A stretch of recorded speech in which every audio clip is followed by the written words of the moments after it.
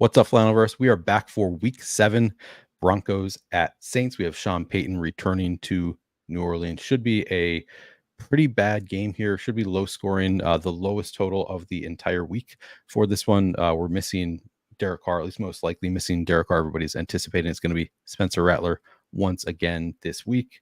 Also missing Chris Olave, missing Rashid Shaheed. Josh Reynolds is on the IR. Just a lot of injuries that we're dealing with here. So some unknown names, players that I have never watched play before on this slate. I had to do some digging into who these players are a little bit to prepare for this slate, but should be a fun one with a lot of moving pieces. And of course, I am here with Adam, ShipMyMoney. Scherer. Adam, how are you doing today? Doing pretty well. Nice to be back on a show. Obviously missed Monday. Wish that we had actual NFL teams playing today, but we'll get a first look at me trying to figure out who the hell all these people are. Yeah, should be fun to talk about. Yeah, again, I did my article for Fantasy Points, and this is the first time that I've linked to like the prospect pages for several players. So you got Devon Bailey, a 7th round rookie, Bub Means, 5th round rookie, just players that people have probably never thought of playing before in DFS. We can now consider playing today. Thank you guys for coming in. Yeah, we're going to go position by position: quarterbacks, running backs, receivers, tight ends, defense, kickers. We're not going to do the questions and lineup segment. It's difficult for me to change this over. That we don't really do that on this show. So if you have questions, you can just ask throughout the show as we're going. And if they are relevant, obviously, to what we're talking about, and I catch it, then we will discuss those questions. I appreciate all of you coming in. And while you are coming in, please do subscribe to the channel. If you're not already subscribed, like the video, comment, all of that is very helpful as I am trying to grow this channel. And we're not streaming to Adam's channel today because he has other stuff going on at Endgame Syndicate. But if you are not already subscribed to his YouTube channel as well, you can find the link to Endgame Syndicate in the description of this video as well. All right, we're going to start here with some quarterback talk. And again, we have 2 rookie quarterbacks talking about, just start there with how gross this slate is. You have Bo Nix and Spencer Rattler, or fun. I guess you could argue it's a fun slate with 2 rookie quarterbacks. Bo Nix, 9,400, Spencer Rattler, 9,200. Looking at the ownership projections. Oh, and I have FanDuel pulled up here. Let me pull up. We're going to focus primarily on DraftKings. Most of our analysis does apply to both sites, but the ownership talk, I do like to take a look at DraftKings. I'll do a little bit if you're more interested in FanDuel. The show that I do 90 minutes prior to lock, so I'll be on later tonight. I'll take a look at FanDuel a little bit more. All right, in the captain spot, Bo Nix coming in at about 17% ownership. Spencer Rattler at 9% ownership. Interesting.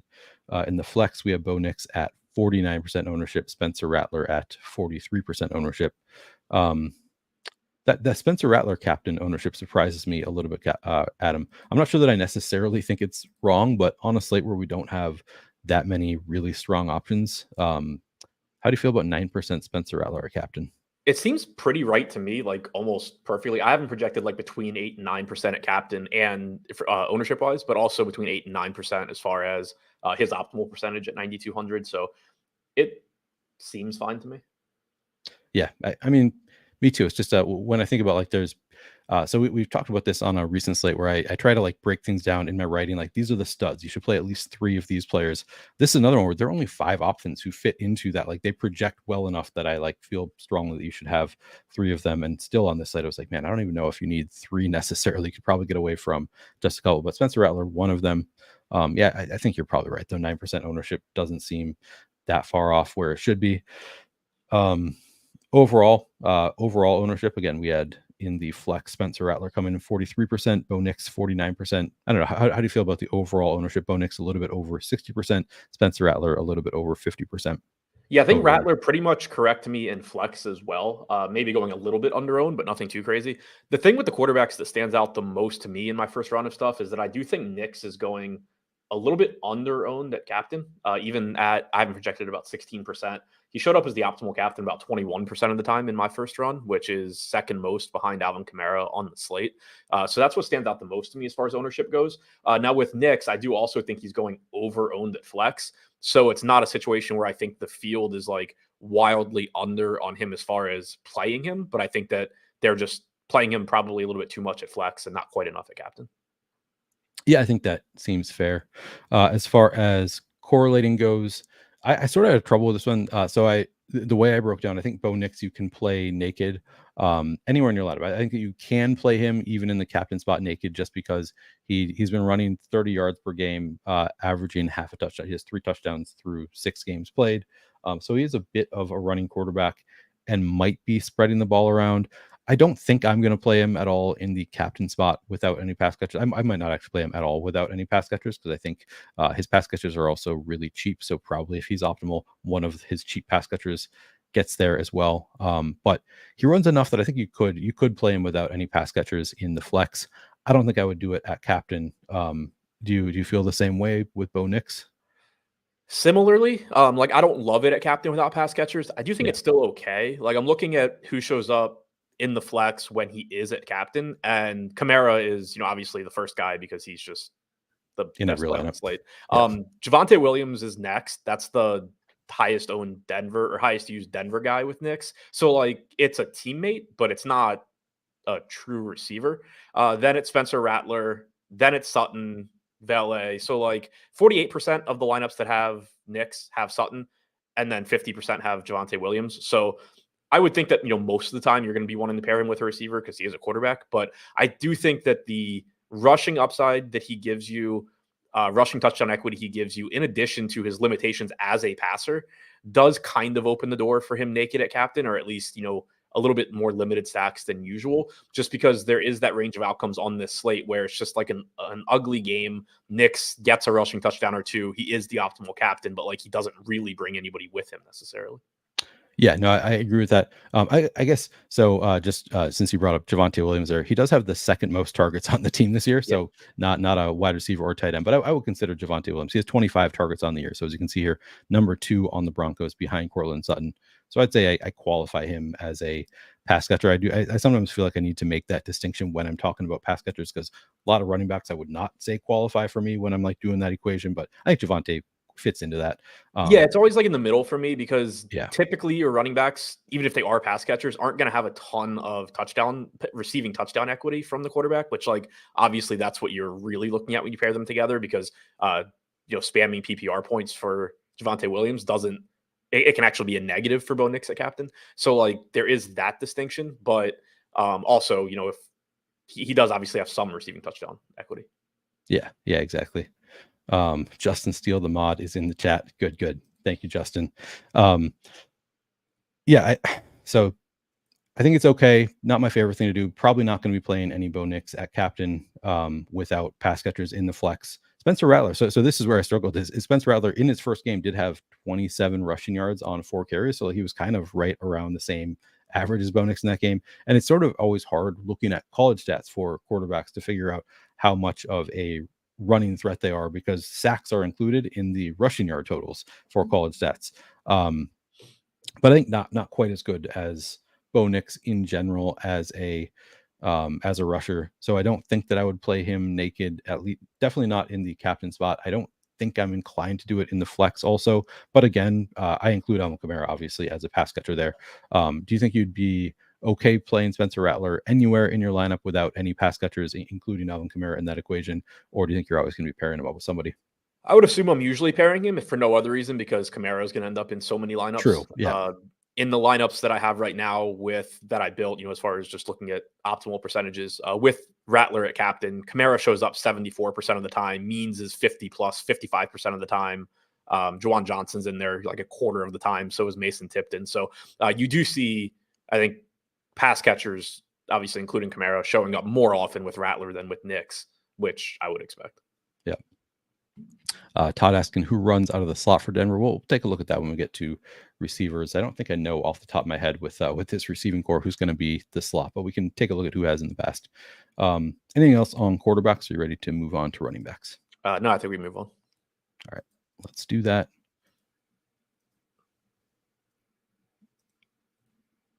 Let's see if this works. Nope. Okay. Well, we can start with.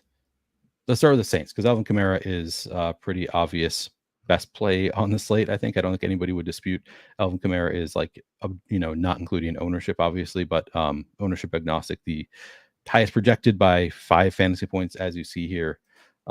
He's going to get a lot of ownership as a result. 58% here in the flex. In the captain spot, we have Alvin Kamara coming in at 28%. So going to be in a majority of lineups, probably should be in a majority of lineups.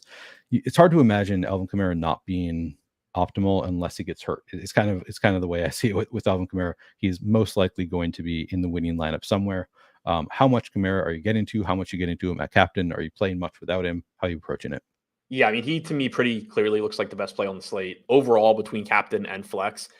He shows up as optimal like 84% of the time for me in the initial stuff that I ran, 48% at flex, like 36% at captain. So he is projected for 33 to 34% captain ownership.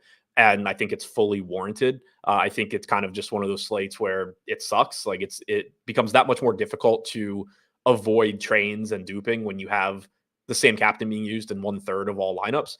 But I think it's also warranted just given the lack of other good players in this game. And then also the way that Kamara scores his points. It's not like you're just looking at this and saying, the Saints are missing 2 receivers. They're going to have to run a lot. I think Kamara is going to have the ball. They're missing 2 receivers, and he's probably just going to get a bunch of check down passes. He's going to score a point every time he catches one.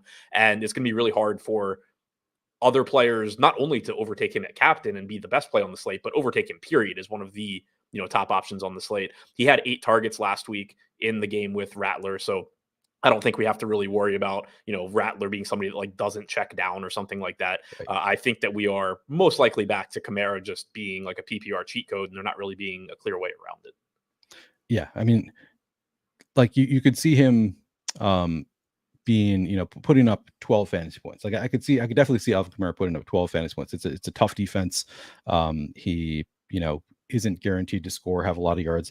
I think 12 fantasy points on this slate might still be something you want from Alvin Kamara, because like salary is unlimited. I don't think that many players are actually going to outscore 12 fantasy points. So even with that being, and that's like the low side of his range of outcomes without an injury would be about 12 fantasy points, because he's going to be running. He also does, like you say, 8 targets last week with Spencer Rattler, just targeted. He's 36 targets on the season. So given his, PPR kind of floor, and then you add in his rushing, it's hard to imagine him doing much worse than 12 fantasy. And that's a random number that I'm throwing out there. But he's got kind of a pretty strong floor here, given that he is involved both in the passing game and the running game. And this is a slate where you just don't have salary worries. So he's not going to get squeezed from he got 12 fantasy points, but you still couldn't get there because of the salary. It's like, no, you have almost unlimited salary on this slate. So it's hard to not get to Alvin Kamara. Yeah, to your point, like if we just pretend Kamara scores 12 points and we use the median projection that I have for everybody else, he would still be the 5th highest scorer on the slate behind Nix, Rattler, Javonte Williams, and Sutton. And obviously, it's not a guarantee that all of those guys meet or exceed their median projection, because that is very much not how median projections work. Even there, like using that 12 point, let's say it happens, score, and then knowing how everybody else is still projected, you would still play a lot of Kamara, because a lot of the time he's going to be in the optimal lineup. He's like right on the fringe there of being guaranteed optimal at that point, basically. Right. So it just really speaks. And for context, like his actual projection, at least for me, is like 22. So Yeah. 12 is, him. It's a really poor outcome, and it still is like a very high optimal play. Yeah, exactly. Yeah. 21 at Roto Grinders projection. So yeah, pretty similar, just projects much better than anybody else on the slate. Yes, there are ways for him to fail from like a fantasy football perspective. Like if you're playing him in your season long league, yeah, he can fail. Denver's got a really good defense, but like relative to this particular slate, that failure is not necessarily a failure. Like 12, say he puts up 10 fantasy, that's a major failure as far as season long goes. Even 10 might be enough to make it into the optimal lineup. He's just the floor is pretty high for Alvin Kamara, barring an injury, obviously, as always. So hard to get away from it. I'll probably have some lineups without Alvin Kamara, but yeah, the vast majority of my lineups will also have Alvin Kamara in them. What about any other Saints running backs? So we have Kendry Miller, I think is likely to play today, but no guarantee that he plays. Actually not projected here. I think Roto Grinders has a projection for Kendry Miller. I think I would guess I think it's a greater than 50% chance we see Kendry Miller today.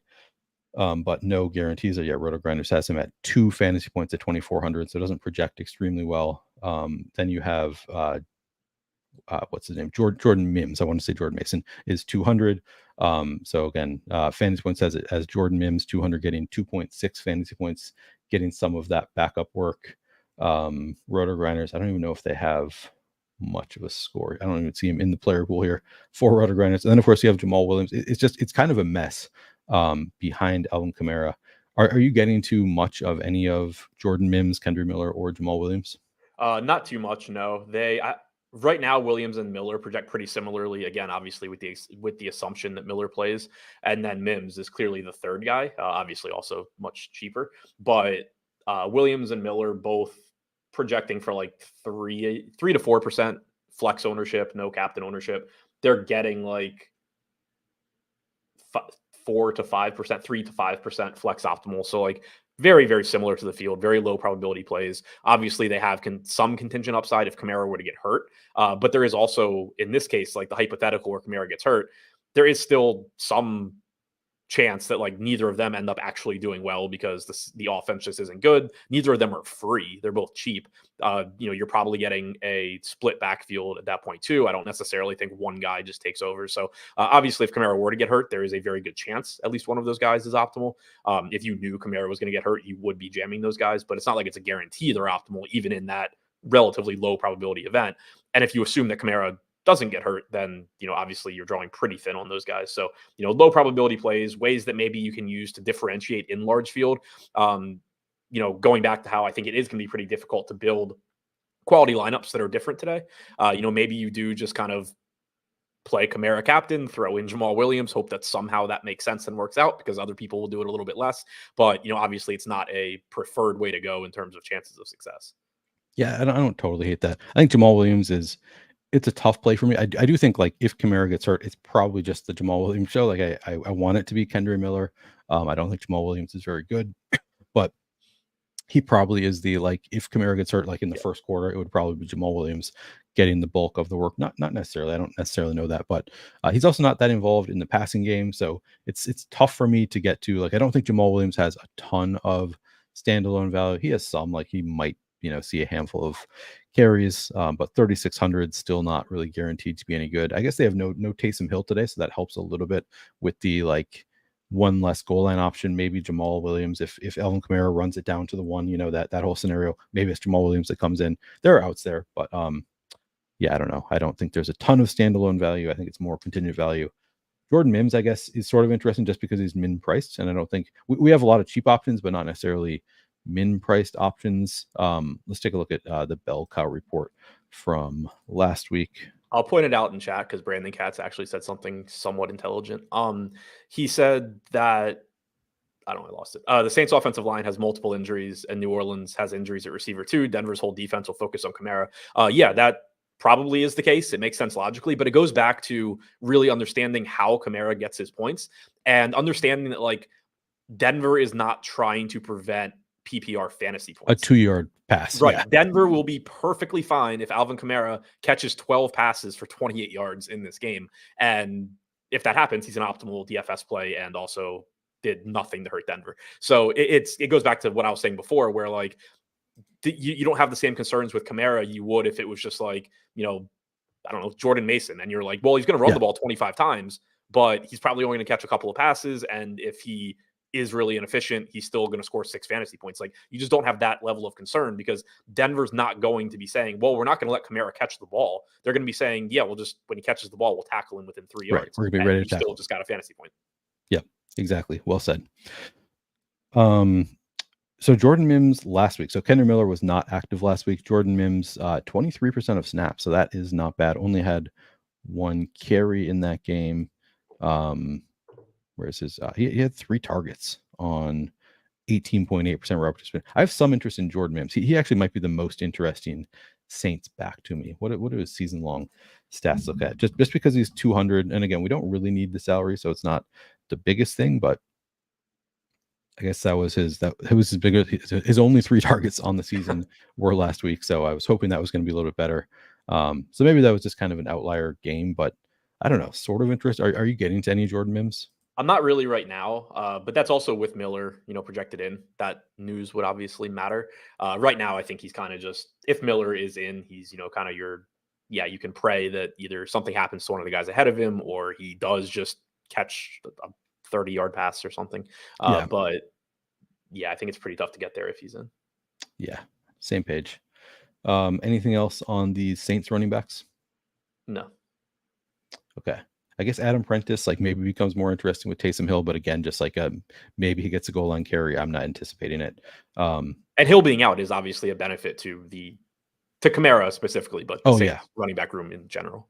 Yeah. Let's see. Where is Denver? Yeah, so it looks like an above average matchup for New Orleans running backs, also just barely kind of a middling matchup. So Denver has been, I guess, more susceptible to running backs scoring fantasy points than quarterbacks, but still, I wouldn't not necessarily a great matchup. It's kind of you only get to play from this one game anyway. Kind of bad matchups across the board.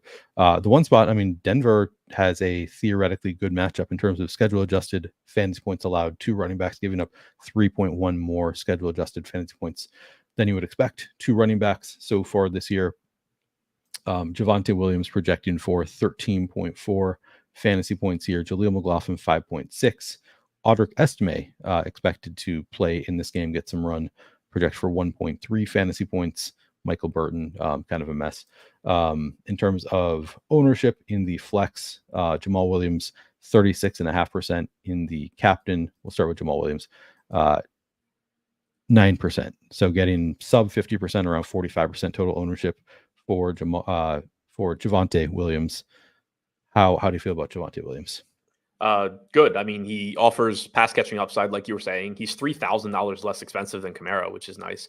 Or at flex at least. So, not that he has the same sort of, I guess, floor as Kamara, but he does still obviously look very good here. I have him with the 4th highest overall projection on the slate, and I think there is some volatility in there. Like he's really close to Spencer Rattler. If you told me he's ahead of Rattler for you, I wouldn't be surprised. Have him showing up optimal at flex 42% of the time, 12% of the time at captain. So pretty close to the field ownership, a little bit below when it comes to optimal percentage versus ownership, but nothing that is nothing that stands out as far as like I think the field's making big mistakes, or I think there's a big edge in not being on Javonte Williams. I think he just looks very good at this price. Yeah, I think same page. It's ton of volatility, as you say. Like he's not been efficient at all, so it would make sense for Sean Payton at some point to stop giving him so much work. But 25 targets on the year. He's every week you look at it, it sort of varies like how he gets opportunities. But every week he is getting the most opportunities of any Broncos back. Just looking right here, I'm going to sort by week here. Last week, Javonte Williams had 6 carries, but he did have 5 targets in the game. The week prior to that had 6 targets, 13 carries. Just always getting enough work. 16 carries the week prior to that, with 3 targets. So the carries last week, not the best relative to what the price that we're paying for Javonte Williams, but getting targeted every single week lately. I don't know. At some point, you do kind of wonder. Like I have this, in the back of my mind. Like at some point, maybe they just go away from him. Now, Audric Estime is healthy, available. What was not playing, he was on IR for most of the year. He finally played last week. Didn't really work him in. Here's a quote from Sean Payton on October 14th, and again, this is in the Coach Speak Index Discord. Said working with 2 backs and feeding 2 backs is easy and kind of what I'm used to and what a lot of teams do.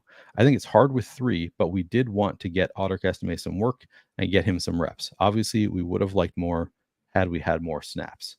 So we didn't see a ton of Audric Estime last week, but it sounds like they kind of want to use 3 running backs potentially here. I still think, Javonte probably going to get the biggest workload. I think the around 45% total ownership is fine. But then beyond Javonte Williams, how do you feel about Jaleel McLaughlin, Audric Estime? Are you getting too much of either? And to your point about Williams, I do think that is a legitimate potential concern, is that we don't know what this running back room looks like going forward. And I think somebody in chat had just mentioned potentially seeing Steven Leibowitz, more of the rookie running backs. Like at the beginning of the year, Estime got hurt week 1, maybe week 2. But we saw like a 3-man rotation there. And then we also saw the Tyler Bidet or however he pronounces his last name. We saw the one game where he just like took over. But then the next week he was still involved. They still had, if I remember correctly, 3 running backs in that one until he got hurt. So they have shown that willingness to go to 3 running backs, which is obviously a very legitimate concern. I don't think Williams' price is at a point where that, obviously is pricing me out of getting to him or makes him a bad player or anything like that. But it is just one more thing you add to the volatility of like his inputs, in addition to we don't know how he'll actually play in any given game. As far as the other running backs go, McLaughlin showing up as optimal like 15% of the time for me in flex. 5,800, obviously not cheap, but he does give you some receiving upside. Last week ran a lot less routes than Williams did, but he is somebody that has receiving upside. He's good with the ball in space. So it's really just like if the game plan is different, then he has the potential to be good. He has the skill set to be good. It's just a matter of, do they give him the ball in that role in this game? So I think, he's a relatively low probability play, but on a slate where you don't have a ton of really good skill players outside of that top group, he looks like, a decent option in that 10 to 20% range where a lot of guys are going to land. And then Estime coming in at 400. This is one where I really don't know. Like, with a projection between 1 and 2 fantasy points is the median, he is showing up optimal about 5% of the time. He's projected for like 4% ownership. So ownership pretty much in line with the field, but it's one where there is a lot of volatility there. Like if they just went to a straight 3-man backfield today, he'd be the best value on the slate at 400. And we're not going to know that going in. So I think it is a situation where the median projection just isn't going to tell the whole story. He has a much larger standard deviation than your typical player that projects for 1.5 fantasy points does. Yeah, really, really well said. And you can see it. I mean, Rotogranus hasn't projected for just under 3 fantasy points around the industry. It's just projected differently all over. Nobody really knows. Again, the coach be kind of positive that they want to get him involved a little bit more. They just didn't have enough snaps last week. They just didn't. The entire offense, you look at the volume, was just not really there last week. So maybe with some volume, they would give Estime more run. Again, Javonte Williams has not been efficient at all. Otter Estime in limited snaps has been actually pretty efficient, as I recall. Let's see. I have this written down in my notes somewhere. Javonte Williams averaging 3.6 yards per carry. Otter Hespe, I mean, he has 27 yards on the season, so 6.8 yards per carry. Don't want to read too much into 4 carries. That's obviously the smallest of sample sizes for Otter Hespe. But with Javonte Williams at 3.6 yards per carry, it would make sense for them at some point to want to try somebody else, see if somebody else can get something going. So, yeah, I think I have interest. Javonte Williams around 20% ownership honestly feels fine to me, like not exceptional, but 20% total ownership. He's been targeted 12 times on the year. Maybe he gets a little bit more run without I guess they're only missing Josh Reynolds, so they're not really missing a lot of star power there, but I think he's a fine play, Jaleel McLaughlin, but Estimate to me is pretty interesting. At we're also projecting for low ownership here on RotoGrinders. What are you projecting the ownership at for Estimate? Have it around 4, 5. Okay, yeah, and RotoGrinders has it 6.5. Either of those numbers, I think I'm going to be overweight to it. I'm, I like the high volatility nature of it. We have plenty of value on the site, so you don't really need the $400 estimate, but I do think still looks. Yeah, somebody earlier had asked on FanDuel, like who's a player that could rocket you to first place. It's not FanDuel specific, but like just to reiterate, there is so much volatility here that he is that type of player. Not that like you're expecting him to just be the number 1 running back or anything, but it's just one of those situations where the best you can do going into the game is make an educated guess on how often he's going to touch the ball. But if you had perfect information, like you will after the game, like there's a very good chance you'd be looking at him like, oh wow, this was just the clear best play on the slate, and he was 5% owned or whatever. And also, like if you do go back just to the point of Peyton has made the effort of using 3 running backs when they've been healthy this year. Week 1, when Estime got hurt, Williams had 32% of the overall rushing share. That includes Bo Nix having 20%. McLaughlin had 40%. Estime had 8. He got hurt. Then he didn't play. He had like 11% total last week, but he had 18% of the running back rushing share. You had 6 carries for Williams, 3 for McLaughlin, 2 for Estime. Like if you continue that sort of split today, Williams still could get there just because he's not that expensive and he catches passes. But like, if you tell me that Estime is getting 20% of carries at $400, he really isn't going to look that bad. Outside of the fact that, like you said, you don't really need the value. So you do need him to be better than like a point per dollar play. You need actual fantasy points. But, I think that even though it was only 2 carries, from a percentage standpoint, it is kind of appealing what happened last week. Yeah, no, I have some interest. He's also pretty big. So 5'11", 227 pounds, according to Google, are the exact stats. So maybe he could, get the goal line carry too, kind of a, big bodied guy. Yeah, I think there, and maybe, scoring 1 touchdown, having 8 fantasy points might be enough for someone like Estime. So Yeah, yeah, and that was I talk think, in the offseason too, that like that could clearly be a role for him. yeah, exactly. So I think it's an interesting dart throw play, not necessarily something I go to in a 100-man field, but in a large field tournament, at least. Pretty interesting there for Estime. Anything else on running backs from either team? No. Okay. Move on, talk about wide receivers. And again, so this is it is a mess when we talk about receivers here. I'm guessing I have to refresh this. Yep. So we have no Chris Olave for the Saints, no Rashid Shaheed for the Saints, just missing Josh Reynolds for the Broncos. But we're dealing with a lot of like rookie wide receivers who did not have great draft capital. We do have Troy Franklin was drafted in the no, Troy Franklin fell to, I believe, the 4th round. He was expected to be a 1st or 2nd round pick, but actually fell pretty late in the draft. Mostly dealing with rookie wide receivers who did not have high draft capital. So it's going to be an interesting one to talk about these wide receivers. I told Adam, I don't know if I said it on the show, that this is one of the rare slates where, like, as I'm writing up these players, I was linking to their prospect profiles, because it was just like I don't know much about these receivers. They're not guys that I've played in DFS before. As somebody who doesn't really watch college football, these are all pretty new receivers to me.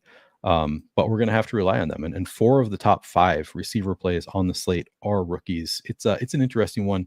I guess we can start with the one that we do know. Cortland Sutton projecting for 11.3 fantasy points at 10,800 for Cortland Sutton.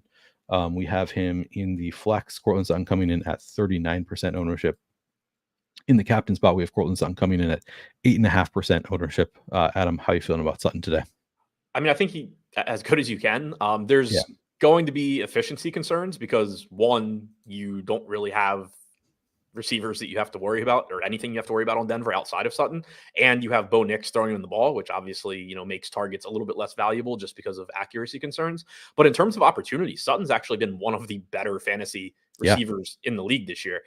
So, again, it's not, you can't just look at expected fantasy points and simply say, oh, well, he's running bad, he's going to, get back, he's going to start averaging this number, because you need to factor in, Bo Nix and all of that. But the opportunities are there. He's should draw a lot of targets.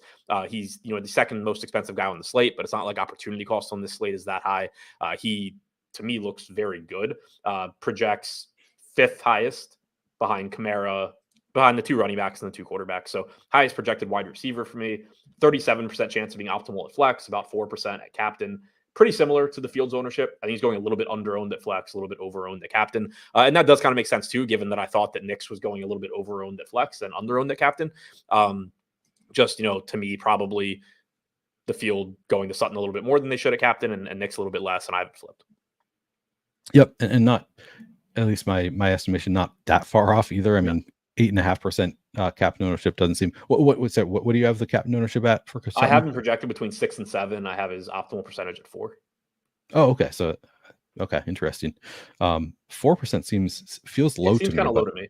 Yeah, I think it's a pricing thing. Like, I think it's the fact that I have Kamara, Nix, Rattler, and Williams all projected ahead of him, and 3 of those guys are considerably less expensive. Sure. And then Means is behind him, but not by like a huge margin for somebody that's $8,800 or $6,800 less. Right. So I think that's probably what it is. And then also, the rushing upside that Nix gives you, like, if Nix does, connect with Sutton, they score a touchdown, Sutton has a good game, but Nix also gets like a rushing touchdown or something, then you can pretty easily end up with Nix optimal captain, given that he is cheaper than Sutton. Yeah, true. Yeah, just it feels a little bit low to me, but also, yeah, there are certainly ways that he could score and do okay and still not be the optimal captain. Yeah, so Sutton, I mean, we kind of know who he is. He's gonna get a lot of volume. 10,800, pretty expensive for Sutton, but also not that difficult to fit in expensive players. I'll probably have him similar to the field. I don't think I'm taking any major stands on Cortland Sutton. Let's talk about the rest of the Denver receivers. So again, Josh Reynolds not available here today. So we're dealing with Devon Vele projecting for 8.5 fantasy points here. Troy Franklin 6.4. Then down to Marvin Mims projecting for 2.9. Lil Jordan Humphrey 1.7. Let's take a look at the Roto Grinders projections.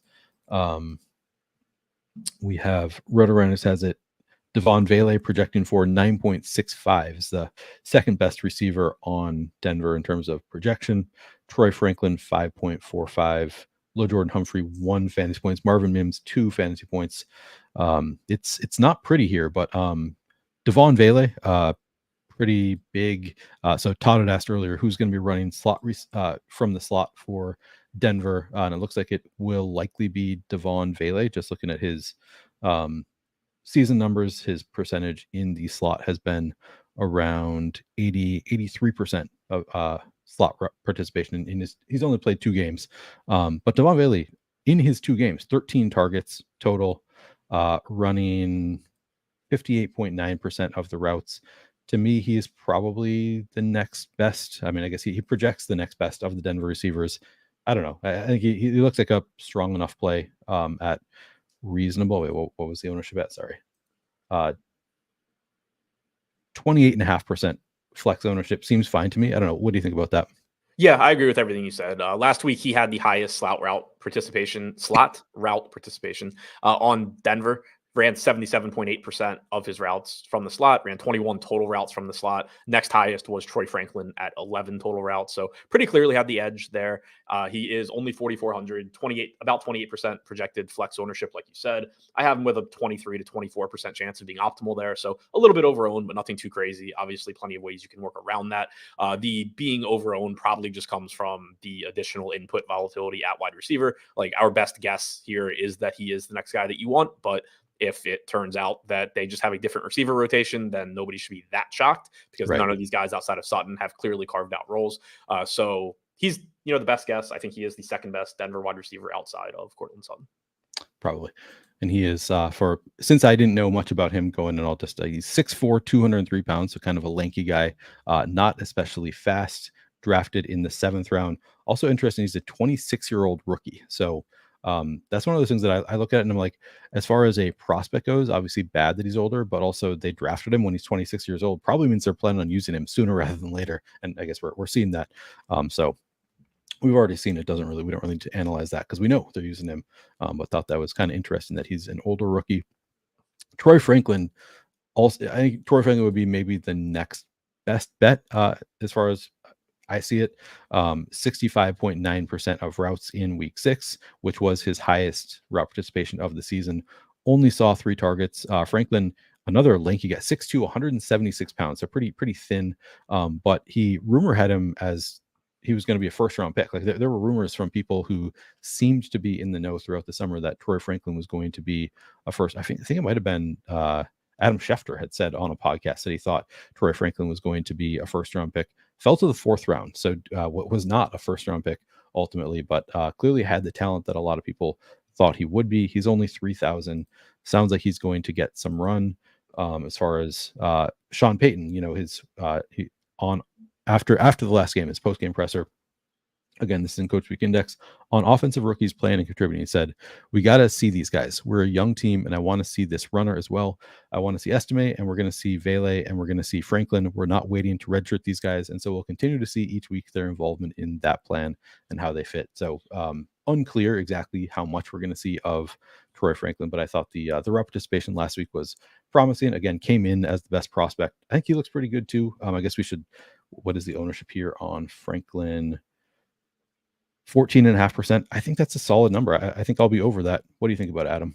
Yeah, so this is kind of like the Bo Nix, Courtland Sutton captain thing for me, where I mentioned that I think Vele is going a little bit over-owned at flex, nothing crazy, but I think Franklin's going a little bit under-owned at flex by a very, very similar margin, and it just goes back to what my assumption on Vele was, where he projects better from a median standpoint. So in a situation like this, where you do have a little bit more guesswork as far as your inputs go, the field might just have a tendency still to weigh on or to use median projections a little bit too aggressively. And that just creates a situation where Vele is a good play. I think he's, from an optimal standpoint, a better play than Franklin, but Franklin actually is going a little bit under-owned relative to Vele, just because I think that, when you factor in standard deviation and volatility and everything, these guys are actually closer than their median projection is telling you that they are. Not that the median projection is that far apart anyway. Franklin also is obviously cheaper. Like you said, relatively good, prospect when, coming out. So Yeah, at 3K, it is also, I think, a positive that when you look last week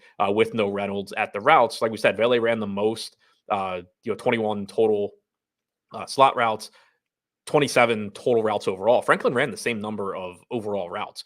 Cortland Sutton ran 35, Lucas Kroll ran 28, and then it was Vele and Franklin running 27. Marvin Mims only ran 15, Humphrey only ran 7. So you had a nice gap between Vele, Franklin, and those other two guys. Not that guarantees, the same thing this week, but they basically had 2x the number of routes. That's certainly a good sign. Yeah. Just looking at the wide receiver cornerback matchup chart at fantasy points, looks like it's a positive matchup very slightly for both Troy Franklin and Devon Vele, slightly negative for Cortland Sutton. Not a major concern there. And then while we're here, I guess we'll look at the New Orleans guys as well. Looks like negative matchups for all of the, and as we pull up the schedule adjusted, let's actually take a look first at Denver. Where do they fall? Where does this matchup fall? Schedule adjusted below average, not by a drastic margin. But Denver, a second worst matchup for wide receivers in terms of schedule adjusted fantasy points allowed. So it's a tough spot for, the New Orleans receivers here. But actually, do we have any other? Marvin Mims. So we should talk a little bit about, do you have interest in Marvin Mims, Lil Jordan Humphrey? We can take a look at, so last week we had Mims came in 36.6% route participation. The coach speak and 3 targets last week. The coach speak has been funny on Mims since he came into the league. It's always been Sean Payton being like, oh yeah, I'd love to see more of this guy. And then they just never use him. It's like, it's the most bizarre thing, but 36.6% last week, Adam. I don't know. Any interest there? A little bit. Like, he's another one where the same with these other receivers, there's a lot of guesswork on how you're going to project them. Clearly, based on what we saw last week, he's third or fourth, when you include Sutton, third amongst the unknown wide receivers. He is only 1,200, so you're getting an $1,800 discount off of Franklin and an even bigger discount off of Vele. He's only projected for about 3% ownership at flex. I think he's optimal about 5% of the time. So, again, a low probability play, but somebody that from an ownership standpoint is probably going a little bit under owned, somebody that you can mix into your large field lineups and, hope that you just run good either. There are 2 ways to run good too. You could just have him play more than people are expecting, which isn't the most likely outcome, but can happen. You could also get him playing not a lot and just happen to get a broken play for a long touchdown and you get there anyway. So, there is enough volatility here where at low ownership and a low salary in large field tournaments, I think he's a pretty decent low owned play. Not somebody I would want a lot of exposure to though. Yeah, I think that is, correct. I don't think he's somebody that is like a slam dunk play. I believe he's a pretty speedy guy. He's a returner. He had those few big plays last year, which is why everybody got all excited for him, as Marvin Mims is going to be this awesome big play guy, and he has just not had the opportunities, but we know that he has that. So even if he sees the same 36% route participation, definitely a candidate to have a big play and just pay off the salary anyway. I think he's a pretty strong option at again Marvin Mims. He showed the flashes last year that made the coach speak even funnier because it wasn't just like Sean Payton paying lip service, like, oh, we need to get him more, but really this guy is terrible. Maybe he is bad, but he'd get on the field, play 8 snaps, catch a 60-yard pass, and Payton would be like, yeah, we should really play this guy more. And then the next week he played 7 snaps. And right, okay, exactly. Well, you make these decisions, right? So bizarre. But we've seen it before. We know that he has that big play upside. So I don't hate it at really low ownership here, 5% ownership on Mims. It's funny because we have so much great value that you just see some of these guys get squeezed. But then it's also tough because we have so much great value. But 5% to me feels a little bit low on. I think I'll be above 5% on Mims at the very least. I think I'll probably be around there. Yeah, I could see getting a little bit more just because of the low raw ownership on a slate where on one hand, there's not a lot of low owned guys that look good, but on the other hand, there are a lot of low owned guys that look I could imagine them being good. Yeah. So my guess is I kind of just spread things out between Moreau, Kroll, Mims, Williams, Estime, as far as cheap guys go. But yeah, I think Mims looks like one of the better guys in that group. Yeah. And I think I prefer Mims to Lil Jordan Humphrey. I guess Lil coming in at sub 2% ownership, so is that going for him? But last week, Lil Jordan Humphrey, 17.1% route participation, saw just 1 target. I don't know. He's been kind of losing his role, it seems. He kind of, to me, is like the same exact thing we just said about Mims, except for he ran half the routes of Mims last week. So you kind of just like with Mims, it's like, yeah, well, maybe he leapfrogs one of the guys that seem like they're ahead of him. With Humphrey, it's like, well, maybe he leapfrogs two of the guys that seem like they're ahead of him. So when you consider that he's actually a little bit more expensive than Mims, the fact that he's getting like half the ownership just kind of makes sense to me. 3% chance of being optimal in my stuff, 2 to 3% ownership. So looks similar to Mims, but worse. Yeah. I wondered if I was missing an injury with Jordan Mims, like if but I don't see anything in the news suggesting he was injured and that was why he lost all of his ruptures, but I think they're just kind of going away from him. So yeah.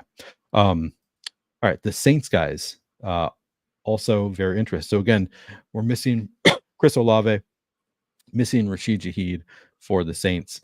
So Bub Means, the top projected Saints receiver. Bub Means was I want to say a fifth round. No, he went undrafted. No. Yes, fifth round draft pick. Bub Means, and my note on him is he's 6'1", 225, 212 pounds. Pretty speedy guy. He appears to be next in line for the Saints. As of last week, let's take a look at his usage last week. Bub Means 70.8% rep participation, 8 targets last week. So as of last week, it appeared that Bub Means is the lead receiver this week for the Saints, projecting for 27% flex ownership. Actually, let's take a look at captain ownership here too, because I would guess he'll get some 5% captain ownership. I don't know. I think those numbers seem pretty fair. How do you feel about Means? Yeah, I think he looks pretty good here, just given the salary. Obviously, you have the same sort of volatility concerns on this side, but he ran more routes than everybody except for Kamara and Juwan Johnson last week on the Saints. He tied with Kamara for the most targets. All of that looked good. Was pretty split between running routes out wide and in the slot. So he is getting, some slot participation, which generally leads to higher completion percentage on targets. Looks good here. I have him with like a 32% chance of being optimal at the flex, about 4% at captain, field projected ownership in that same ballpark. Okay, so Rotogranus has it a little bit lower ownership. So based on Rotogranus ownership, it would look like a pretty solid play. I think very much in play. Probably. I mean, I don't even want to say probably the lead receiver, but appears to have a leg up on being the lead receiver for New Orleans. Receiver meaning like actual wide receiver. Wide receiver, yeah, specifically wide receiver. Yeah, exactly. Let's see. Yeah, Steven, I agree with this. There's potential value, guys, but feels a little spray and play. Like I'll have my favorites, but yeah, agreed. It does feel a little bit like tons of players that are in play. Nobody who's like an obvious smash. Not EOM says somebody gonna win clicking the wrong Mims by mistake. They're both the wrong Mims though. That's the thing. Right. Like you click either of them, you're clicking the wrong one probably. All right. So outside of Bub Means, we have Mason Tipton. And again, Mason Tipton has been like over the past few weeks, he's been running, over 50% of routes. He's only 1,600. I mean, it's projected just behind Means here. Again, looking at last week, Tipton, actually, he was down to 43.8% route participation last week. Again, both Shaheed and Olave didn't actually play that much, but Shaheed was in there last game. Tipton down to 43.8% route participation, 2 targets. But he had been kind of more involved than any of these other receivers coming in. The week prior, 47.4% route participation. Week 4, we had Tipton at 52.6. So he's been right around 50% route participation, sees a handful of targets per game. Now you have the 2 receivers who had been ahead of him out. You would imagine Tipton probably gets back, ahead of, on top of his previous usage, even though it dipped last week. We have Tipton coming in in the flex 20% ownership. I don't know, 1,600 seems decent. How do you feel about Tipton? Yeah, I think he looks fine at that price. I think that it's very up in the air exactly how you see this receiver rotation go behind Means, who we're assuming gets the bulk of the work. The thing that does kind of stand out to me and look interesting to me is that Tipton, 86% of the routes Tipton ran last week were on the outside. Cedric Wilson, 56% of his were from the slot. Most of Shaheed's routes are on the outside. So if you're just straight like replacing Shaheed, I think that you'll see a little bit more of Tipton. But what could also change there is exactly how they handle, their slot routes, exactly, with this personnel, what they want to do. So I think that overall Wilson and Tipton project similarly. I give a slight edge to Tipton in terms of projection, just based on what we've seen so far this year. But the thing that really, I think, pushes Tipton ahead of Wilson as far as optimal percentage and ownership goes is just that he's also half the price and is going to project pretty similarly. Yeah, what was Cedric Wilson last week? Yeah, 52% route participation. It's interesting because like Cedric Wilson is like the one like veteran they could potentially lean on. So you kind of imagine he gets a little bit more run. Yeah, it's close. And what do you say? What's the price tag? Cedric Wilson is 3,200, projects for 5 fantasy points. Yeah, kind of similar there. Where does fantasy points have it? They have Cedric Wilson 4.9. So yeah, just Tipton a little bit cheaper than Cedric Wilson. Cedric Wilson also a name that people, I guess, sort of know, coming in at low ownership here, 9%. Tipton coming in.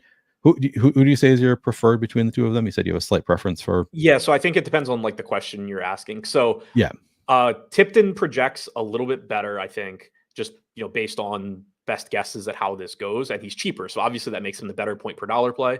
I do think that if you're talking like leverage or optimal percentage relative to the field, that Wilson looks a little bit better. Basically, Tipton is projected for around twice the ownership of Wilson, which makes sense, again, given the price discrepancy and similar projections. But in terms of optimal percentage, I think that Tipton is optimal about like 1.3 to 1.4 times as often as Wilson. So when you compare those two, you can see that like Wilson is the one that actually looks better relative to ownership. But if it's a situation where you just need the value or, want the higher projected guy, I think it's Tipton. Yep. Okay.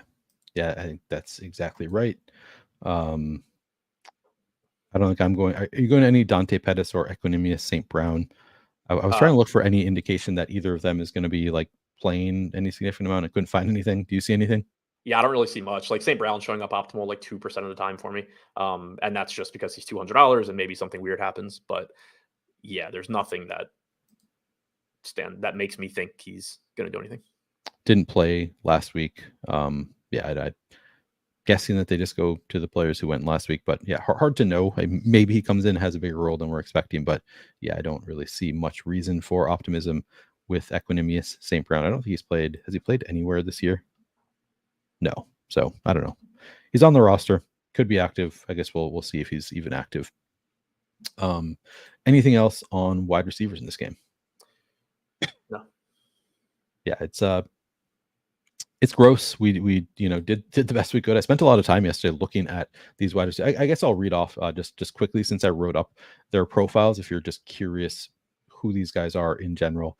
So Mason Tipton. Another thing that I do need to note with the wide receivers, I forgot that I need to note this is, so we looked at the schedule adjusted stuff and it's a really tough matchup, but Patrick Surtain is not here. So one of the few, like, even people who don't care about wide receiver cornerback matchups at all, like Patrick Surtain is one that does scare people enough. Like he's one of maybe the best cover cornerbacks in the entire NFL, and he is out for this game. So it is a better matchup for the Saints than the numbers that I read off when looking at that. So I think that is an important thing to mention when we're talking about these receivers. They're all going to look a little bit better with no Patrick Surtain. Thought I had something else. Oh yeah. I was just going to read off I got distracted because I started reading my note and I was like, oh, my note includes the Patrick Surtain bit, which is very important. But Tipton, he is 5'10", 179 pounds, small, speedy receiver, went undrafted. Bub Means, I already said it, I think 6'1", 212 with some speed.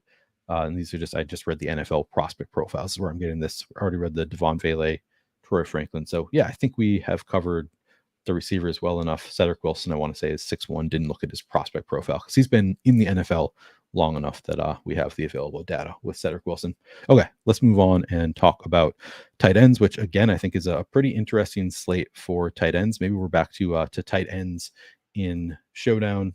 Has been a thing for a long time. I'm just going to refresh this right away. Juwan Johnson, with injuries to Chris Olave and Rashid Shaheed, I'm guessing we see some more usage for Juwan Johnson. Probably one of their better receivers. He's also 6,800 here, projecting on Roto Grinders for, let's see, 18% ownership. So he's kind of a pay up to be contrarian option, I would call him. How do you feel about Juwan Johnson on this slate? I think he looks pretty good. I mean, like we said, he ran more routes than everybody on the team except for Kamara last week. 6,800 is relatively expensive, but overall, it's not that high of a price. And it goes back to your point about it being a pretty easy slate as far as salary goes.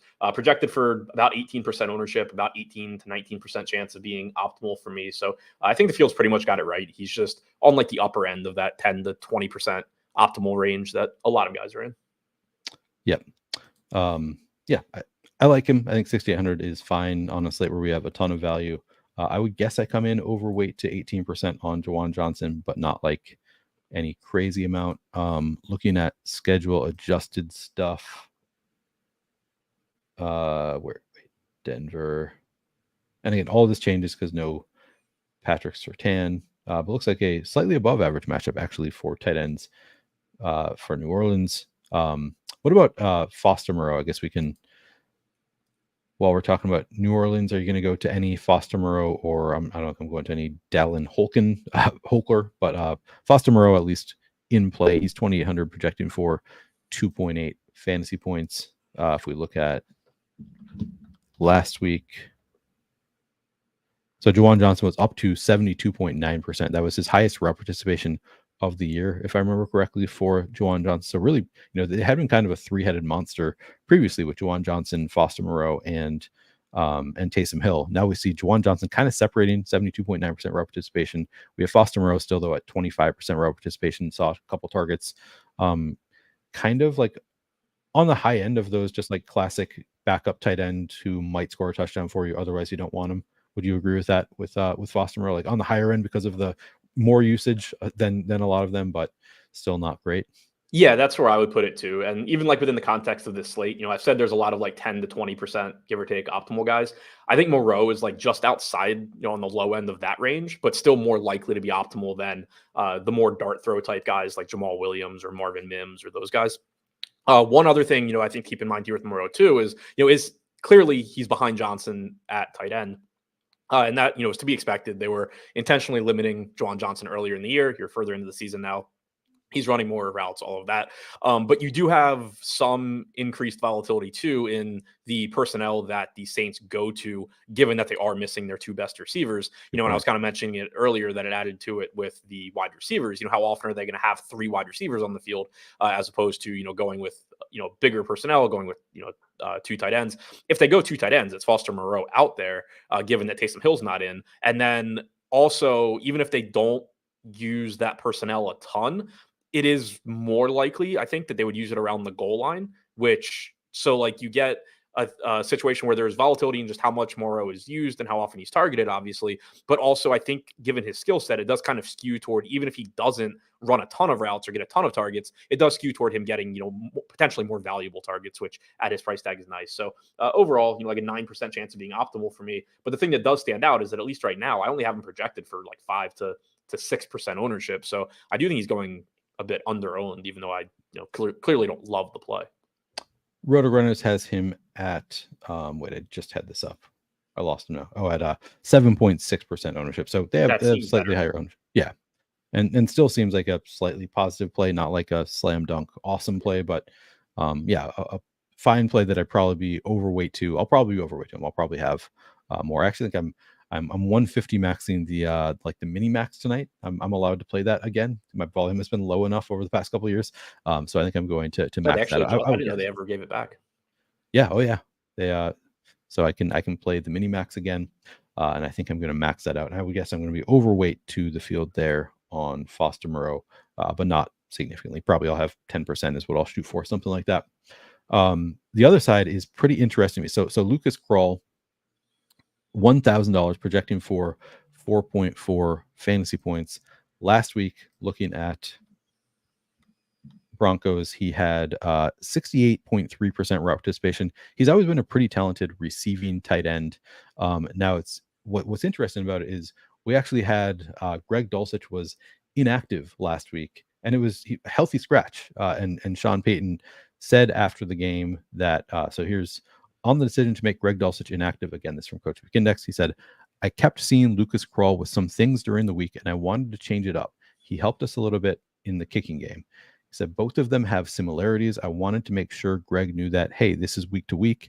And so we'll see this week the direction that we go. So no guarantee that it happens again this week. But if we do see Greg Dulcich out again this week, I'm going to have a ton of interest in Lucas Krull at 1,000 at 68% route participation as, pretty good receiving threat. I don't know. I really like Lucas Krull, and then coming in at also low projected ownership, at least at RotoGrinders, has him about 6% projected ownership. To me, it's a really strong play. Do you see it the same way, Adam? Yeah, and that's 2 weeks in a row for Dulcich too. He was a Oh, is healthy that right? scratch week 5 also. And Kroll ran 25% of routes that week. I had actually mentioned in my notes article for last week, I'd mentioned Kroll is I don't really know how I'll possibly play this guy, but he is 2,500 and he might just be the pass catching tight end for Denver now. And then we obviously saw his role increase even more. So we do definitely want to pay attention to Dulcich's status. If he's in, I have no idea how to project the tight ends here because we haven't seen we haven't seen how they handle it when they're both active. But if you get Dulcich inactive, I think at this point you just assume Kroll's running the most routes at tight end, and that makes him look underowned to me. Like you said, I have him with a very similar chance of being optimal to Moreau. I think it's a similar situation to Moreau as far as optimal percentage and ownership goes. But at only $1,000, I could actually see potentially ending up with even a little bit higher projection on Kroll than I have right now. Where I have him projected similarly to Moreau. I wouldn't be surprised if I ended up with him actually a little bit ahead of Moreau, in which case at the $1,800 less salary, he's just going to look even better than the 9% optimal rate that I have right now. So you're saying if Greg Dulcich is active, you have him in that Foster Moreau role? No, if Dulcich is inactive, I have him in Interesting. that. See, I like him so much better than Foster Moreau if Greg Dulcich is inactive. Maybe you're looking at an average over the past couple of weeks, maybe of because only 25% route participation. So I missed that he had only had 25% route participation in week 5 with Dulcich out, which it scares me a little bit just to know that that's within the range of outcomes. Dulcich could be out and he could see only 25% route participation, but feel like the 68% makes sense to me. If they want to see what they have in Lucas Krull and he is a strong pass catching tight end, I don't know. I feel like it's more likely that he's closer to that. The second part though is then he also has to get the targets and do anything with them. True. What's your projection on him? Well, I mean, I don't do my own projections. I know, but because I'm projected around 4 fantasy points, which puts him at 9% of being optimal. Yeah, so fantasy points has him at 4.4. RotoGrinders has him at 3. So kind of a wide range there. I would have it on the higher end of that, just based on, because I think he's talented. I think it's kind of promising that he saw his largest route participation last week of the season. Doesn't have a ton of target competition. I mean, it's Courtland Sutton obviously, but then outside of Courtland Sutton and I guess Javonte Williams, nobody really that great of a target earner. So I don't know. I think I'd be on the high end of this range of projections. I think we're on the same page. I have him right around 4 right now, and when I look at it, I'm that probably ends up being a little bit higher. Assuming that you're willing to kind of just speculate a little bit and give a little bit of weight to this is a change that they're making as opposed to this is what he's done over the last 3 weeks or whatever. So I think we're on the same page. I probably end up a bit above 4. He probably ends up in I don't know, an 11 to 12% optimal rate instead of the 9 that I have right now. I'm really interested to see what the ownership does, because right now, if it's 5 to 6%, he still looks really good to me, even at what's probably a lower projection than I end up with. If that actually truly ends up being 9 to 10%, it's closer to correct, but still probably leaves you a little bit of meat on the bone. Yeah. What would also be tough. So I'm going to hate it if Greg Dulcich is active tonight, because that really I know I really love Krull if Greg Dulcich is inactive. Sorry, if Greg Dulcich is active tonight, I'm gonna struggle with what I want to do, because it would make sense that they would still want to see more of Lucas Krull, keep giving him the bulk of the opportunities, because if they like what they've seen with him at least, but also just makes it much more unpredictable if we do have Greg Dulcich active. I think at that point Lucas Krull to me does move back to, at that point I would consider him more like a Foster Moreau play, but still a wider range of outcomes, I would say, because I still think there's a possibility that Greg Dulcich is active and it's still Lucas Krull kind of leading the show. So yeah, I agree with that. It would be very, very surprising if Foster Moreau is just the number 1 tight end ahead of Juwan Johnson. Exactly. The assumption if Dulcich is out, I think should be that Krull's the number 1 tight end. And if Dulcich is in, I think it's kind of up in the air, but it's still obviously more likely to be Kroll than Moreau is for the Saints. Exactly. Yep. Okay, same page there. If Greg Dulcich is active, I don't even know. Might not have a projection here. I don't know what his salary is. Here, it's hide unprojected. Okay, so he does not have a projection. Where is Greg Dulcich? He's 200. So if he's active, I think 200 Greg Dulcich does become pretty interesting to me. I know it's hard. He's probably not in your projection set right now. But I think if he's active at 200, I'd have interest there.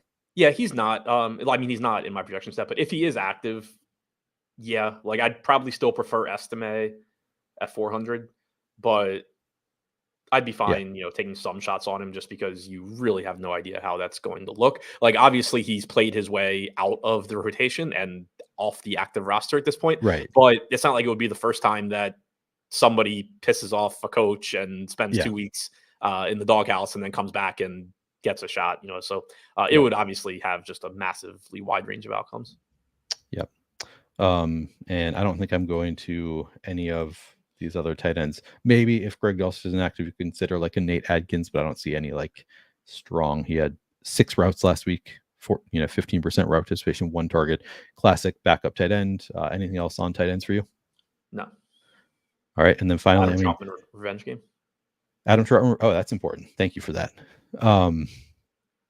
This is an important slate for defense kickers. By the way, I have not said it on the show. I'm going to be on Lowell's coming up in 10 minutes. So we, I guess, have to keep this kind of short. But let's talk about defenses and kickers. Again, should be a low scoring slate. I would imagine defenses are going to look pretty good. Kickers, to some extent, also are going to hide unprojected again, so I can find them easier. In terms of ownership in the flex, we have Will Lutz coming in 21% at 5.4K. Blake Grupe 16% at 5K. That's pretty interesting to see him so much lower. Broncos defense 19.5 at 4,800. And then where's Saints defense? Where is Saints? Oh, it's Saints defense at just under 16% ownership at 5.2K. I would imagine I kind of imagine that ownership is going to get steamed a little bit on this 16% Saints and sub 20% Broncos. Like I would imagine they come in a little bit higher than that. I don't know. How do you see it with the defenses? I agree completely. So right now I have both defenses going under owned, like right around 19% ownership projected to both. It's a situation where I think that the narrative that, has been mentioned in chat 100 times during this show is very obvious to a lot of people. It's a Thursday game. There's 2 bad offenses. People want to, click kickers and defenses more than usual. So on the one hand, you do already have a relatively high ownership projection there. But the fact that they both are coming in with like a 22% chance of being optimal in the flex for me, and then, another like 1 to 3% at captain, makes me think that by lock, you probably just have actual ownership in that like low, 20 to 25% range. Yeah, that feels a bit better for the defenses.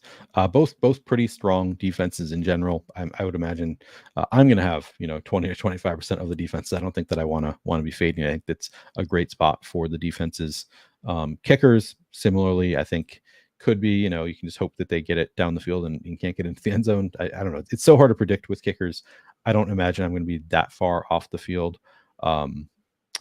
I guess captain ownership, Broncos coming in at 3% captain ownership, Saints at 2% captain ownership, Will Lutz at just under 3%, and then Grupe 1% captain ownership.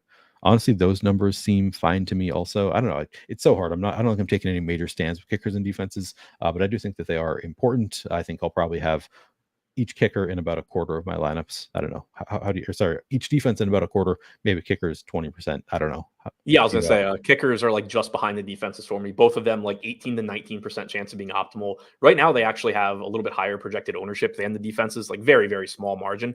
But that is something I wouldn't be surprised if either it flips or it's just the defenses pick up a little bit of ownership at the expense of, I don't know, Devon Vele or something, which could easily happen. But yeah, I think the kickers look fine here. They look a little bit worse than the defenses to me. They are a little bit more expensive depending on which defense you're talking about, or which kicker you're talking about. But yeah, I think they all look very similar in that like 18 to 22% optimal range at flex. Defenses with a slight preference.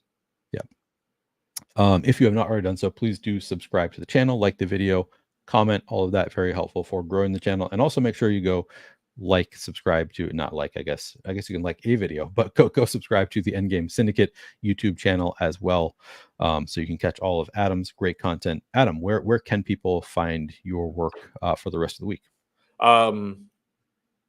Nowhere. No, actually, sort of. So I'll be back Sunday for the regular main slate NFL show on the Endgame Syndicate channel, but also going to be recording a video with Utica tomorrow talking about NBA stuff, some changes in the NBA, things that we do within our process that we think are helpful. That'll be behind the paywall at the Endgame site, not on YouTube. But for anybody that is a subscriber there, that is coming soon. And then, yeah, like I said, my NFL game notes will be up this week, both at my Dub Club and behind the paywall at Endgame. My show on YouTube will be up on Sunday morning. Very nice. Mateo asking for core plays. I mean, Kamara is the corest of core plays. Bo Nix, I think I'd include in there, maybe Javonte Williams. I have a lot of interest, and sounds like Adam does too, in Lucas Krull, Cortland Sutton. I don't know. Do you have any other defenses? Kamara is the corest of core plays. Other than that, we're kind of mixing in several guys. Yeah, I mean, Bub Means, I guess, at 4K. Yeah, Bub Means pretty interesting. Yeah, I think those are some of the more important names here. All right, I got to get going because I've got Lowell's coming up in 5 minutes. Go check out Pete Overzet's or Brian Hooper's YouTube channel. Should be fun. I don't know what we're going to talk about, but going over there. Thank you guys for hanging out here.